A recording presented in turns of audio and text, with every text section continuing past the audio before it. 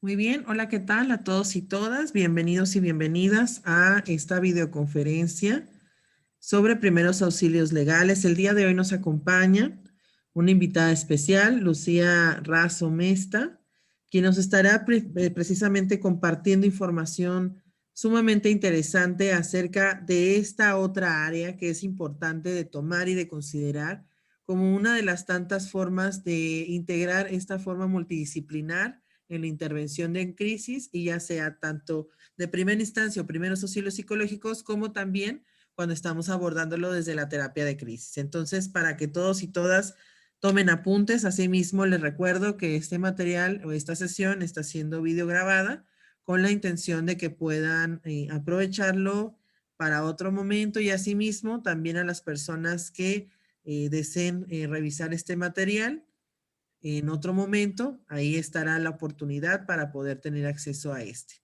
Entonces, sin más, pues damos la palabra a Lucía. Muchísimas gracias por estar aquí, Lucía, y pues de compartir esta información que bastante nos va a ayudar y nos ayuda al momento de estar trabajando en diferentes casos. Adelante, los micrófonos son tuyos, Lucía. Muchísimas gracias nuevamente por aceptar.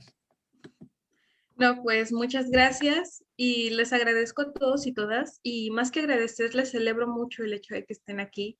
No es fácil estar un sábado a las 8 de la mañana conectadas para justamente pues aprender a veces términos o cuestiones que decimos, ¿y eso qué? O sea, eso es como que muy ajeno a mi área, a mi carrera, no la pienso aplicar, o ¿qué son los derechos? Son cosas de abogados, de abogadas, ¿no?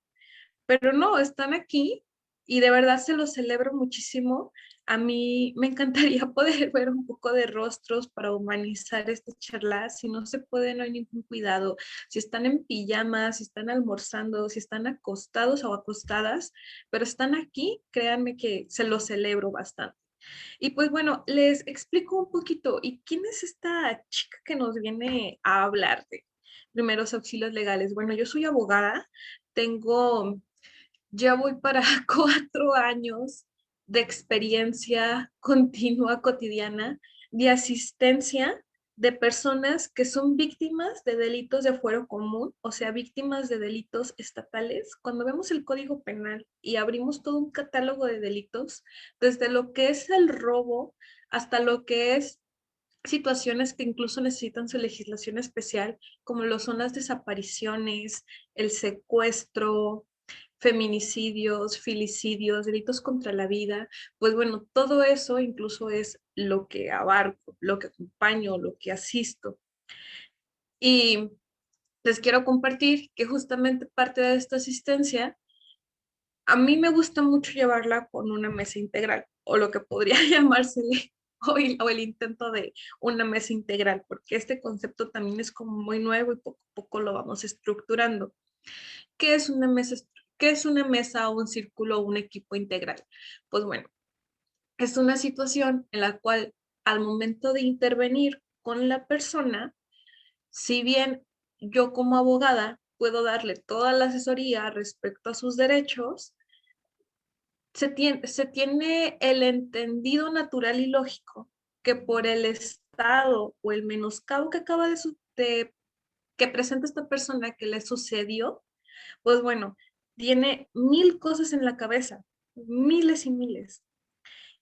Y yo no soy psicóloga, no soy trabajadora social, puedo aplicar la escucha activa, puedo ser lo más empática y puedo intentar tener un trabajo de contención. Sin embargo, no va a ser tan propio o adecuado como si yo llevo conmigo una trabajadora social o una psicóloga, y me dirijo en femenino porque por lo general es el equipo con el que estoy, con otra mujer, pero también puede ser un hombre, y las veces que he trabajado con un varón han sido, que han sido pocas, pero han sido pues resultados bastante fructíferos. Y justamente los primeros auxilios legales, como comenta Laura, se trata tanto si tú tienes el primer contacto, lo que se podría llamar el primer respondiente, que vamos, el primer contacto es una cosa muy variada. El primer contacto puede ser el momento en el que tú tienes conocimiento o intervención o primer respondiente y primer contacto desde el momento en que tienes la primera intervención, pero el hecho acaba de suceder inmediatamente. Entonces, igual como que esto lo vemos muy ajeno, muy ambiguo, ¿cómo se nos puede presentar? ¿Qué es lo que sucede? Al momento de que si hay una desaparición, hay, bueno, cuando se comete un delito, se pueden configurar tres figuras. Una es la víctima directa, que es quien recibe directamente la afectación hacia su persona, y esto es en general, toda la gama de delitos. Se llama víctima directa a quien yo en mi persona directamente recibo el menoscabo o el daño. Y luego está la víctima indirecta, que según la legislación, pues bueno, puede ser tus familiares, pueden ser como el núcleo más inmediato, o sea, yo no recibí la afectación directa hacia mi persona, pero a consecuencia de que tú sí recibiste esta afectación, a mí se me da una afectación secundaria. Por lo tanto, yo soy víctima indirecta. En la legislación de desaparición se le llama víctima indirecta no solo a no solo a un familiar o el núcleo, sino como a cualquier persona que tenga una relación íntima, cotidiana e inmediata. ¿Por qué? Porque también se contempla la situación de los migrantes, que muchas veces no vienen acompañados o acompañadas de su familia. Entonces vienen con una persona, con una relación íntima, cotidiana e inmediata. Ella va a ser la víctima indirecta y va a recibir toda la información de la carpeta porque se está buscando el paradero de alguien. Y pues bueno, según con la persona con la que tú intervienes, eh, es bastante complejo, digamos, así, no me voy a hablar de lleno en esto, pero quiero como que tengamos un panorama. Si ocurre una desaparición, la víctima directa, pues es esta persona cuyo paradero o suerte se está desconociendo en ese momento. La víctima indirecta es quien en ese momento está en un estado de crisis y está de que, ¿qué hago? ¿Dónde busco? ¿Dónde pregunto? Y nuestra intervención va a ser en el momento tanto que sucede como que conoces. Y ahorita más adelante pues vamos a ir viendo qué rollo, qué onda y cómo esto va a ir encuadrando, porque de verdad me da mucha felicidad que esta área en específico, ustedes con este perfil en psicología estén aquí, porque también les comparto otra cosita muy breve. A mí me encanta de verdad que cuando me dicen, Lucía, por tu culpa los abogados o las abogadas no me quieren, me odian. Y me lo dicen mis compañeras psicólogas y trabajadoras sociales. Y yo de que, ay, no, ¿por qué? ¿Qué hice? ¿Qué te dije? Y me dicen, no, pues es que voy con otras personas, con otros abogados o con otras abogadas a atender determinada situación. Y yo empiezo a ver que dicen de que, no, no se puede. No, este no. No, y que ya. O sea, y les dan un avión y no les dan la atención y ya todo le ponen un pero luego me acuerdo de lo que tú me dices, de lo que tú me enseñas, de las experiencias que me brindaste, de los asuntos en los que estuve contigo. Y si no puedes estar o tener una intervención, siempre tienes al menos la humanidad de asesorar, de orientar, de canalizar, y pues no se quedan en nada. Nunca hay no hay alguien que se sienta desatendido o desatendida. Al final de eso se trata también el respeto a los derechos humanos y de eso se trata los primeros auxilios legales. No puedo voltearme y decir, no es mi problema. Y eso tampoco quiere decir que yo voy a ser un superhéroe y una salvadora del mundo, porque no. Pero si tengo un conocimiento, si al menos puedo dar una dirección, un teléfono y orientar a la persona, adelante. Y también eso se vale mucho decir, no sé, pero puedes ir acá o allá y no te quiero dar una asesoría mala, porque una mala asesoría te da una expectativa o muy alta en la cual te vas a enfrentar con una pared, porque yo te dije alcances que realmente no eran reales y te vas a encontrar con una decepción horrible, con el sistema por esta mala expectativa primero que yo te di, o una expectativa muy baja que puede decir, yo ya no quiero hacer nada y no va a servir de nada lo que haga o cosas así. Entonces, también debe de caber mucho la prudencia y el sentido humano y lógico y no pecar de arrogancia cuando hablamos de primeros auxilios legales. Entonces, bueno, pues sin más para no atorarme en esta presentación, pues continuamos. Yo sé que igual pensamos que íbamos a empezar como de lleno, a ver, ¿qué onda? ¿Qué onda? ¿Qué se hace en un primer contacto? ¿Qué se hace en una primera intervención? Pero tengo que definir esto. Es muy importante definir y hablar de lo que son los derechos humanos. ¿Por qué? Si no hablamos de los derechos humanos, todo lo que vamos a ver en adelante no va a tener absolutamente ningún sentido. ¿Por qué? Porque si empezamos a ver las cuestiones legales o las cuestiones que tienen que ver con derechos como algo mecánico, como algo únicamente que está plasmado en una legislación, en un PDF, en una constitución, no vamos a entender. Desde ahí todo está mal. ¿Y por qué pasa esto? Porque si nos preguntan qué son los derechos humanos, no sabemos ni qué decir. Si lo buscamos de manera inmediata, una definición de la CNDH, nos sale que los derechos humanos son las prerrogativas inherentes a todo ser humano. ¿Y eso qué es? ¿Qué es eso? La otra vez también, antes de dar esta conferencia en la cual estoy sumamente agradecida y entusiasmada de estar aquí, le comentaba a un compa psicólogo, oye, ¿qué son las prerrogativas? Y me dijo, voy a escuchar esa palabra. Y yo de que no, pues justamente quería saber si tú estabas identificado o si tienes que buscarla o si la comprendes de manera inmediata. Y me dijo, ¿no es un tiempo para conjugar? Y yo de no, no es un tiempo para conjugar.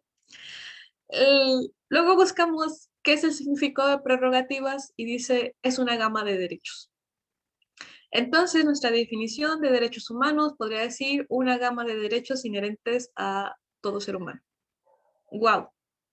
¿Y luego qué? ¿Qué sigue? Entonces, podremos decir que los derechos humanos son toda estas cosas escritas, que si abrimos la Constitución y vemos que tenemos derecho al agua, a una vivienda digna, a un trabajo digno, a la libertad, a la no discriminación. Esos son los derechos humanos, son esos términos tan bonitos que cotidianamente decimos, ay, qué bonito sería vivir en un lugar como mi Constitución. ¿Son acaso estas cosas que sabemos que deberían ser, pero que no son y constantemente nos estamos quejando y decir, no, pues es que las cosas son así, chale? Esos son los derechos humanos. Tenemos que ver de primera instancia, de primera cuenta, que cuando hablamos de derechos, hablamos de actividades rutinarias que ejercemos todos los días. Y así fue ayer, así es hoy y así va a ser mañana. Siempre. El derecho no es únicamente estas cuestiones que se ejercen cuando te vas a divorciar, cuando vas a demandar a alguien por un pagaré, cuando vas a demandar a tu patrón o patrona. No son únicamente estas actividades que se ejercen en los juzgados o en una instancia judicial o en una instancia del gobierno. El derecho, al fin y al cabo, se tiene que ver con una naturalidad, se tiene que ver como algo que nos abraza y nos rodea. ¿Por qué nace el derecho? El derecho nace por la necesidad de establecer normas de la convivencia humana cotidiana que sea armónica y que se dirija a un bien común. Entonces, ese es el derecho. Por lo consiguiente, todo tipo de situaciones normadas o reguladas, si no quieren escritas, si únicamente a través de la convivencia sabemos que hay reglas en nuestra casa, con nuestras relaciones de pareja, laborales, de amistad, ahí estamos hablando del derecho. Y ahí estamos hablando de una cosa muy fuerte, que es el derecho a través de la costumbre. Entonces, primero tenemos que caer en la cuenta de que derecho es únicamente esto, cuestiones que regulan la convivencia siempre. Y que cuando hablamos de legislaciones especiales, que un código penal, que una normatividad, es porque existen fenómenos sociales y no son hechos aislados. Existen situaciones de manera cotidiana que se repiten y que existe, por tanto, una necesidad de normar, de regular, para saber cómo vamos a funcionar y cómo vamos a hacer como engrane en la sociedad. Entonces, esos son los derechos humanos. Los derechos humanos son alcances y posibilidades cotidianas, rutinarias de la vida que siempre vamos a ejercer. Son posibilidades de desarrollarnos como seres humanos. Y es que nos pintan esto de derechos humanos y los tratados internacionales como si fuera una cosa muy alta, muy, wow, ¿cómo le rasguño? ¿Cómo llego para allá? Ay, perdonen si se escucha un poquito de ruido de fondo, porque esta normalidad en el home office da justamente también esta apertura a que dentro de mi espacio de mi intimidad puedan escuchar mi hidro o al rato pase el del pan. Pero bueno, como continúo, el derecho no tenemos que verlo como esa cosa tan alta de, wow, tengo derecho a esto, y es mi derecho humano, a tener una educación, a acceder a servicios médicos, acceder a servicios de salud, como también lo es la salud mental. No podemos verlo como una gama muy alta y justamente por eso se crean espacios de privilegios. Y sí, vamos a hablar y vamos a tocar términos y cuestiones que tal vez nos puedan incomodar, pero de eso se trata, que nos incomoden, que nos hagan ruidos, para que estos derechos humanos que vemos tan guau, qué vara tan alta, qué chido que me lo reconocieran, ojalá un día se me ejerzan. No, tenemos que reconocer que los derechos humanos realmente es algo que nos reviste, que nos abarca a todos y todas. Y que si hay una situación por la cual no podemos desarrollarnos, no podemos ejercer esta posibilidad de vivir así, de autocomplementarnos como seres humanos y poder añorar expectativas de vida que queremos, que deseamos, es porque existen espacios de privilegios que se crean a través del egoísmo. Y es la verdad, los espacios de privilegio se crean a través del egoísmo, de la apatía. ¿Por qué? Porque si vamos a hablar de derechos humanos, únicamente no podemos hablar de libertades individuales y decir, yo estoy bien. Los derechos humanos y las libertades se complementan donde se unen a la de los demás. Hablamos de un derecho humano una vez que mis libertades se unen a la de los demás y en colectividad vamos a un bien común. El apoderamiento de nuestros derechos humanos es individual, pero el empoderamiento de los derechos humanos es colectivo. Entonces, si no vamos y empezamos de ahí, todo mal, porque a mí de verdad, y lo digo así honestamente, a mí no me sirven, y no por instrumentalizar, pero no me sirve como equipo, como acompañante, como compa, un abogado o una abogada que conoce, no, los derechos humanos son prerrogativas inherentes a los seres humanos. ¿Y luego qué? ¿Cómo los ejerces? No, pues es que está bien chido, pero pues, no, sí, sí es la vida injusta. No, porque yo no te voy a llevar a un acompañamiento y yo no te voy a llevar a una intervención y no te voy a llevar a un primer contacto, porque ni siquiera te estás cayendo en el cuenta de que los derechos humanos y que la violación a esos derechos humanos es una afectación real y es grave y se tiene que trabajar en ella y se tiene que asistir. Y por eso se llama eh, un acompañamiento integral, un equipo integral, porque no hay que ver únicamente a los derechos como esta situación jurídica en que se te coloca y que tienes obligaciones y que tienes derechos especiales. Un equipo integral, un acompañamiento integral, una intervención integral comprende que si bien te colocas en una situación jurídica con obligaciones y derechos especiales, tu entorno como ser humano no se limita únicamente a lo que dice una legislación, sino que en tus distintas esferas de vida, ahora sí que tu ambiente biopsicosocial se ve afectado y modificado por este menoscabo a tus libertades, por este menoscabo a tus derechos humanos. Y va a haber cosas que antes hacías y que ya no puedes hacer. Y va a haber cosas que vas a tener que hacer de aquí en adelante. Y que muchas veces todos estos círculos se ven sumamente movidos y fragmentados. Y podemos hablar de cosas tan simples de que cuando se viola un derecho humano, tenemos que empezar, dejar de hacer actividades porque nuestra rutina se ve modificada a consecuencia de, pero continuamos absolutamente con todas nuestras, con nuestros brazos, con nuestras piernas, pero a veces una violación a los derechos humanos es una cosa tan grave que vas a modificar tu rutina y vas a dejar de hacer cosas y vas a comenzar a hacer otras, pero porque ya tal cual tu integridad física se vio afectada y modificada y tal vez ya no tienes una pierna, ya no tienes un brazo, tal vez ya no tienes ni siquiera la vista, un sentido. Entonces, si hablamos de los derechos humanos, hablamos de una cosa grandísima y cotidiana y de verdad necesito que impacte, porque si no impacta, no funcionamos. Denme un segundito para cerrar la ventana, porque mi hidro quiere tomar protagonismo.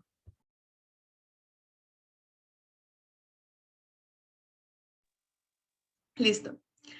Am, igual, tal vez pueden decir de que, ay, esta niña, esta muchacha, esta mujer tan joven, bueno, yo diciéndome que sí los que ya sí me veo, no, nos viene a hablar de derechos humanos como una cosa muy grave, muy wow, muy ley del orden. Sí, sí lo es. Porque cuando nosotros vamos a la Comisión de Derechos Humanos a poner una queja, podemos hablar de cosas tan simples, entre comillas, como las cuestiones de que los agentes del Ministerio Público no me den las hojas ni las constancias para la víctima, de que no le den derecho ni acceso a la carpeta, o sea, únicamente acciones de restricción, como también el hecho de que los derechos humanos están hablando de la omisión de una investigación, de una tortura, de una desaparición, de un feminicidio, de un filicidio, de una violación, de tortura sexual. O sea, hablamos de cosas muy fuertes cuando hablamos de una violación a los derechos humanos. Nos pintan, cuando yo recién estaba en los primeros semestres, había un meme que me hacía mucho ruido y que me hacía y que me daba risa, que era las chicas superpoderosas, de que las penalistas y ponían a cada bellota como con un disfraz negro tipo Batman, así bien oscura, y luego las de derechos humanos y a Burbujita con su disfraz de coneja, ¿no? Brinco, brinco, brinco como algo muy tierno. Y de hecho yo creo que es lo mismo, o tal vez a veces la defensa de los derechos humanos es más oscura. Cuando te vas a meter a defender los derechos humanos, te vas a meter a la cosa más sucia y al abismo más oscuro que te va a costar trabajo pensar que esta violación a los derechos humanos, este menoscabo, esta lesión a los derechos que nos parece tan imaginaria, tan ajena, estamos hablando de cosas tan fuertes que nos cuesta trabajo creer que un humano hizo lo que hizo, que un humano desmembró un cuerpo, lo desapareció, lo metió en ácido, lo regó por allí, por la ciudad, puso una cabeza en una hielera y va a sonar fuerte, pero sí, de esto hablamos cuando hablamos de derechos humanos y tenemos que verlo así y planteárnoslo. Y yo de verdad admiro mucho de nueva cuenta y lo engrandezco a mi equipo de psicología y de trabajo social que se meten a protocolos de búsqueda a andar con palas con las señoras a buscar un resto de sus hijos o hijas. Y eso es una defensa en derechos humanos. Y esto también es una intervención. Y esto también es contención. Y también tanto son primeros auxilios legales como son primeros auxilios emocionales y psicológicos que tenemos que funcionar de la mano porque tenemos que atender cosas cotidianas que suceden día con día y que no son ajenas y que no nos sirven que estén plasmadas. Tenemos que exigirlas y acompañar y asistir. Entonces, estos son los derechos humanos. Son posibilidades de desarrollarnos, de ejercer, y cuando no la violan no es algo muy chiquito, es algo grande, de impacto y que no podemos permitir. Entonces, si ya tenemos en el entendido que los derechos humanos son posibilidades del desarrollo, de la autonomía, de una cosa que nos pintan como muy alto, muy bonito, ¿qué es el enfoque en derechos humanos? El enfoque en derechos humanos, o simplemente hablemos de el enfoque. ¿Qué es el enfoque? El enfoque es una posición que te coloca en una dimensión y a través de esta dimensión en la cual estás colocado o colocada es donde puedes abarcar objetivos, es donde tú te planteas rutas. ¿Por qué? Porque ya tienes un objetivo según tu dimensión. El enfoque es un marco, una posición que te coloca. Entonces, un enfoque en derechos humanos es colocarte en una posición en la cual los derechos humanos no es un privilegio, no puede ser algo que nada más una élite o nada más ciertas personas tengan y abracen y ejerzan y se desarrollen. Un enfoque en derechos humanos es una dimensión social que te dice, esta es mi meta y es el cumplimiento y la aplicación de mis servicios, de mi acompañamiento va a ir dirigido, enfocado, vaya la redundancia, hasta este objetivo, la aplicación y el ejercicio de los derechos humanos, tanto míos como servidor o servidora, como de la persona que yo asisto.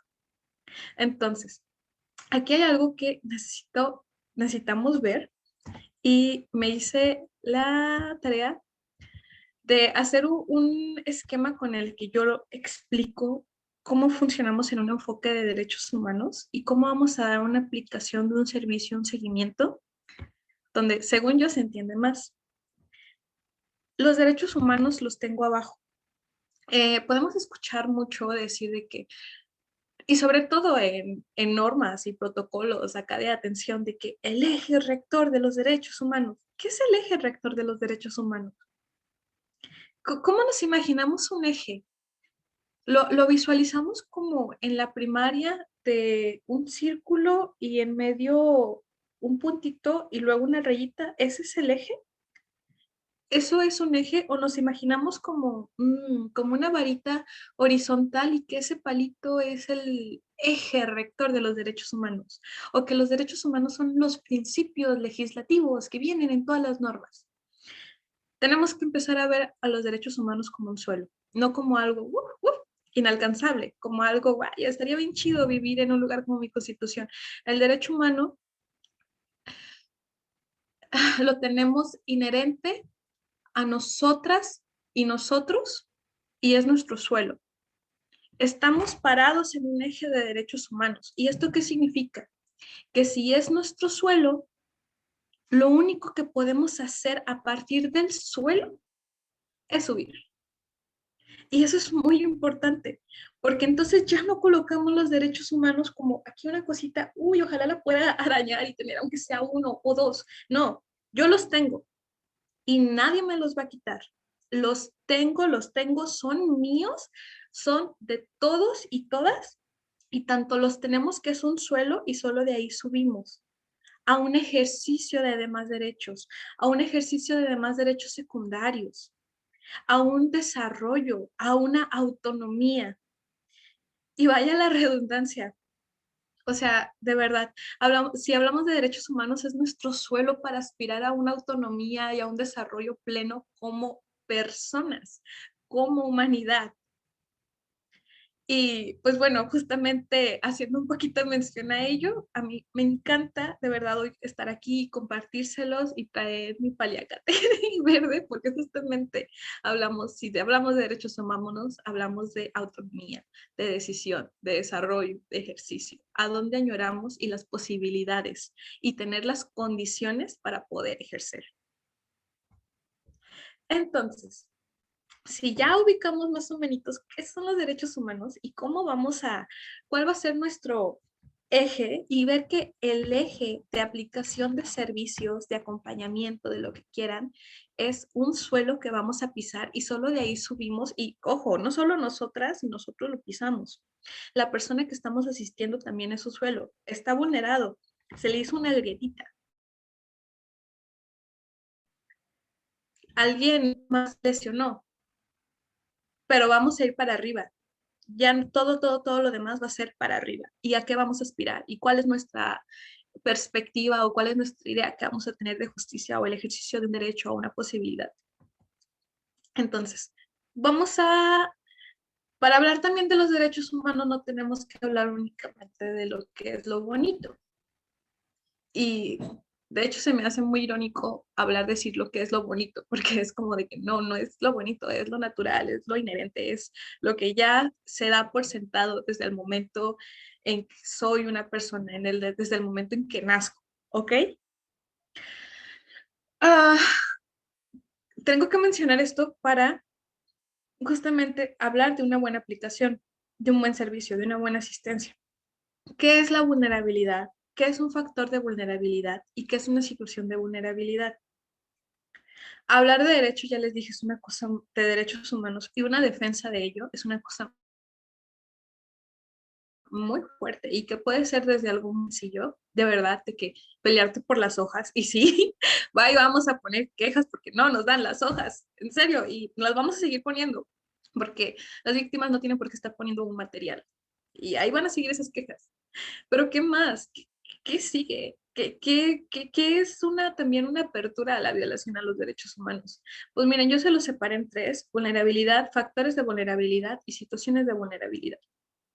Y quiero hablar de vulnerabilidad porque está muy mal entendida esta palabra. Por lo general, cuando vamos a asistir o tener intervención en un caso como muy especial, como muy específico, se comete este error grandísimo en el vocabulario, en nuestra habla, en cómo nos expresamos, de que ten mucho cuidado porque es grupo vulnerable. ¿Cómo? ¿Qué es un grupo vulnerable? No es un grupo vulnerable y no es, y nadie, ninguna etnia, ningún grupo social, nada es vulnerable únicamente a su misma naturaleza, porque si hablamos de un grupo vulnerable, de alguien que pertenece a un alguien que está en vulnerabilidad. Una cosa es decir en estado de vulnerabilidad o factores de vulnerabilidad, decir, no, es que está en vulnerabilidad. No, no, no, o sea, la vulnerabilidad no es una condición natural que se dé por hecho. Hay que entender esto. Entonces, ¿qué quiere decir la vulnerabilidad? Pues bueno, pues la RAE nos define que si hablamos de vulnerabilidad es una posibilidad de un estado de riesgo. Entonces, con esta apertura tan grande, pues vulnerabilidad, pues es una condición en la que nos encontramos todos los días. Todos los días nos encontramos en cierta posibilidad de estar en un estado de riesgo. Todos los días nos encontramos en una posibilidad de salir a la tienda o salir a cualquier parte y que nos bolseen. Es un estado de riesgo, o que me quiten el celular, o que afecten o menoscaben mis derechos de alguna manera. Entonces, vulnerabilidad es un estado, es una condición. Vulnerabilidad es una posibilidad a partir de una condición de sufrir un menoscabo. Y si hablamos de derechos humanos, es una posibilidad de un estado de riesgo de sufrir un menoscabo y exclusión del ejercicio de tus derechos.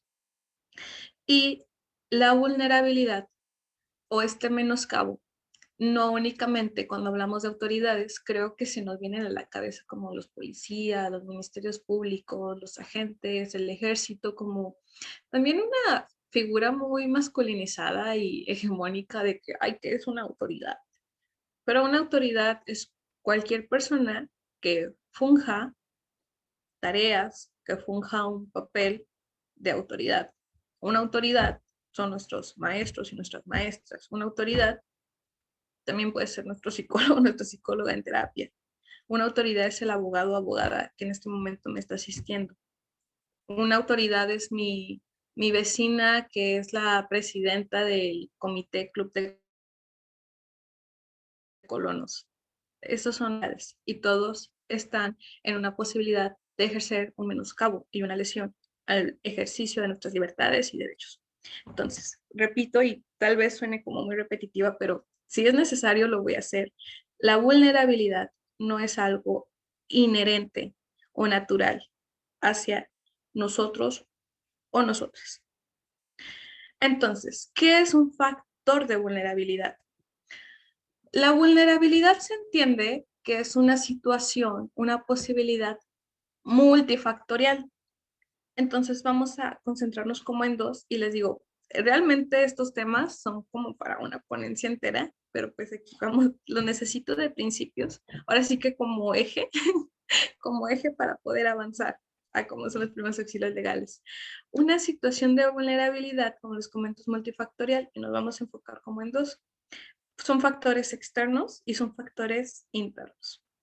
Los factores externos son aquellas situaciones que no son eh, propias o características de la persona misma. Son situaciones que te colocan a que tú puedas ser de un grupo que está en una situación de vulnerabilidad. ¿Cómo qué sería un ejemplo de factores externos? Por ejemplo, sea una persona que está en prisión, sea una persona que acaba de salir de prisión, ser una persona pobre, ser eh, ser una persona migrante. O sea, estos factores externos, estos factores que no son propios o característicos de la persona en sí, sino que a través de distintas determinaciones sociales se les coloca ahí y están.